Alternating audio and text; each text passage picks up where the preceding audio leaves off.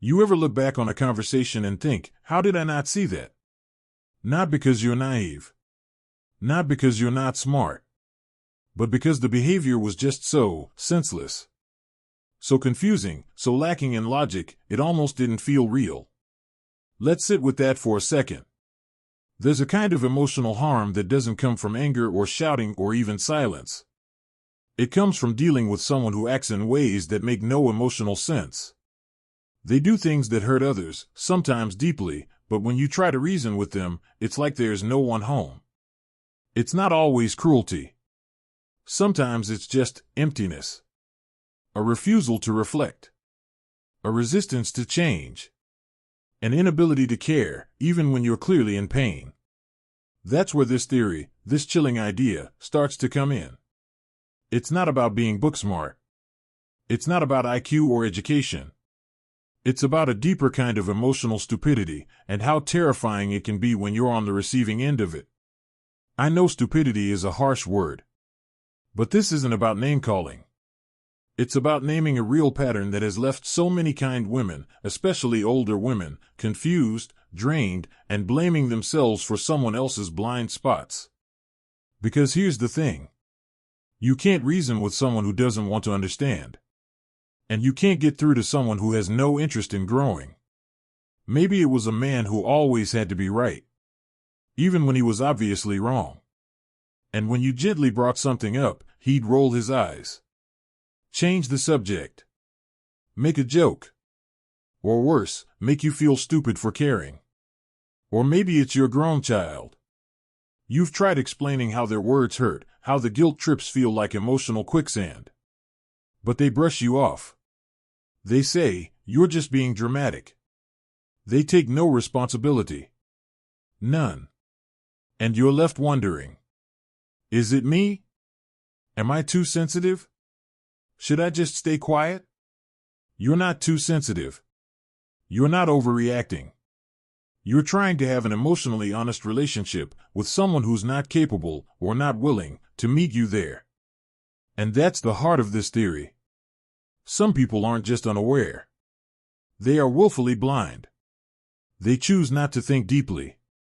They avoid empathy because empathy would require change. And change would require humility. And for them, that's too much. They'd rather stay small, stay stuck, and keep the people around them confused or quiet. This isn't about demonizing them. It's about liberating you from thinking you can fix what they refuse to see. I want you to hear this, truly. It is not your job to explain basic decency to someone over and over again, especially when they're grown. Especially when they've been told and shown and reminded and they still won't change. And I know. You stayed patient. You were kind. You gave chances. Maybe decades of them. Because that's who you are. A woman who leads with heart. But at some point, it becomes less about loyalty and more about survival. It's exhausting trying to make sense of nonsense. Trying to find logic in emotional laziness. This kind of stupidity, the emotional kind, is dangerous. Not because it's loud or violent, but because it slowly chips away at your trust in yourself.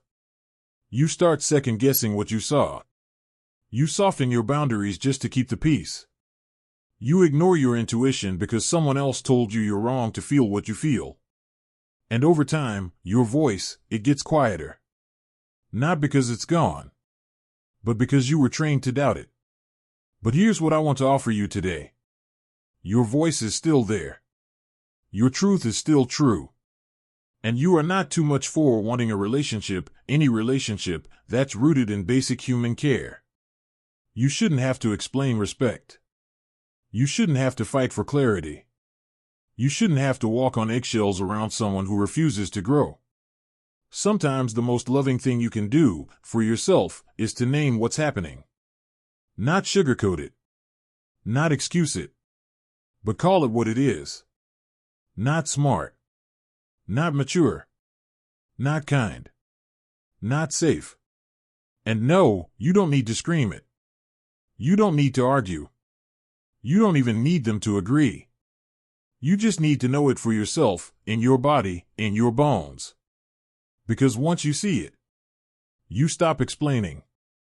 You stop negotiating your worth. And you start reclaiming your peace. Let's keep going. There's something deeper underneath this kind of blindness, and in the next breath, I want to explore how to recognize it before it wears you down completely. Sometimes the most confusing thing isn't what they say, it's what they refuse to say. It's the blank stare when you express a boundary. It's the smirk when you try to explain how something hurt you. It's how they pretend not to understand, just long enough to dodge accountability. That's not forgetfulness. That's not a personality quirk. That's emotional irresponsibility. And the terrifying part? You start thinking you are the problem. Because they act so confidently in their ignorance. There's a kind of person, and maybe you've known one, who lives in a bubble of false certainty. They don't reflect. They don't question themselves.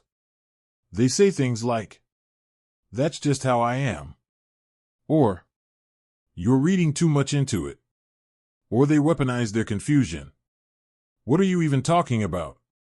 Like they've never heard the truth before, even though you've said it 100 times. And each time, you try to explain again. A little softer. A little clearer.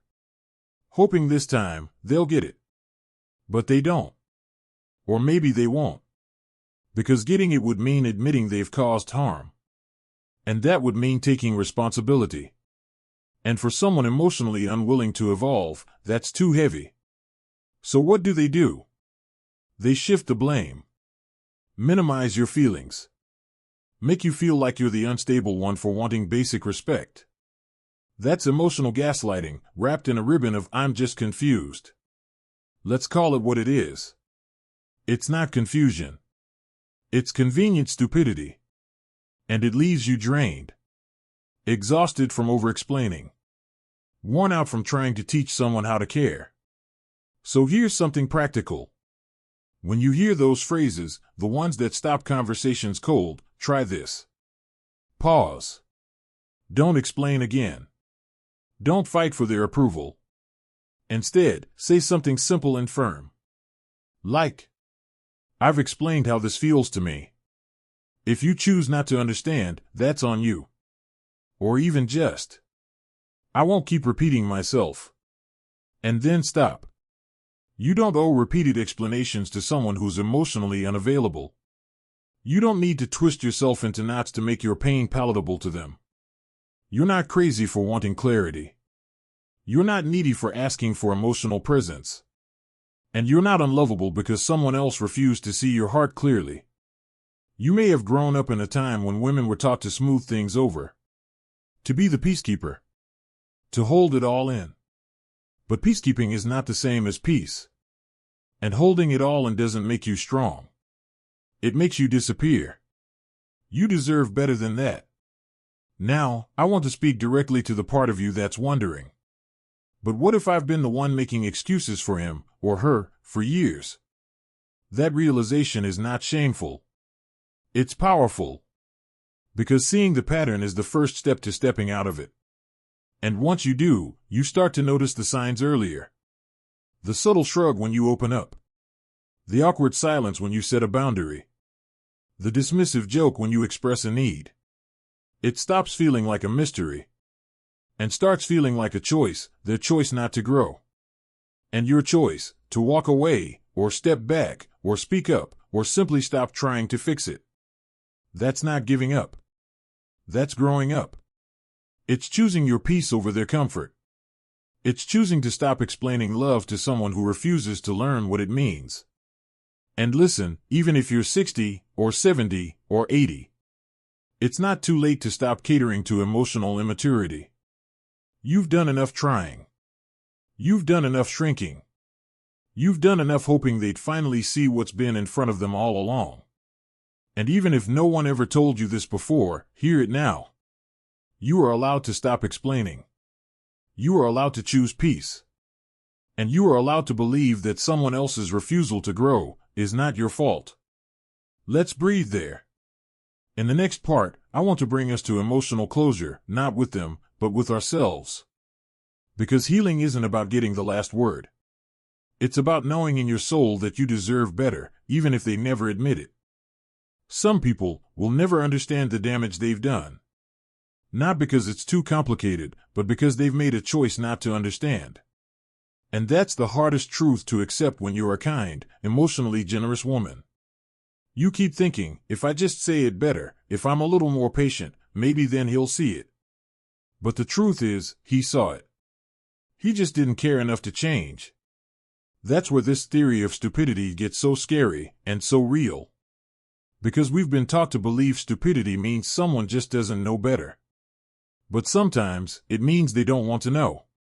They avoid responsibility like it's a threat. They protect their ego, even if it means hurting the people who love them. And you? You've spent your life being the fixer, the explainer, the forgiver. But let me ask you something. Who does that protect? It doesn't protect your peace. It doesn't protect your self-worth. It protects their comfort, their illusion. And it keeps you stuck in a loop of exhaustion and quiet heartbreak. You don't need another person to get it in order to let go.